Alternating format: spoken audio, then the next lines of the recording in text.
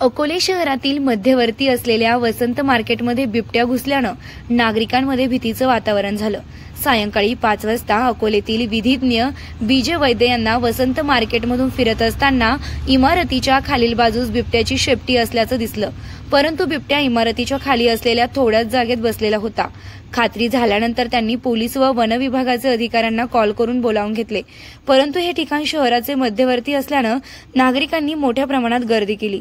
Police प्रशासनाला गर्दी पांगविण्यासाठी मोठी कसरत करावी लागली।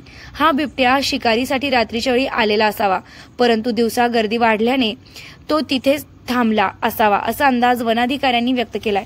यावेळी वन विभागानं पिंजरा आणला व काढण्याचे प्रयत्न केले।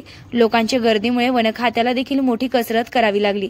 4 तासाचे अथक प्रयत्नानं बिबट्याला पकडण्यात यश आलंय। नाशिक येथील अभिजित महाले आपल्या सहकाऱ्यांसमवेत रेस्क्यू करण्यासाठी आले।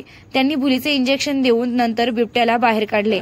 4 ते 5 तास मोठ्या परिश्रमानंतर बिबट्या जेरबंद झाल्यानं अकोलकरांनी अखेर सुटकेचा श्वास घेतलाय।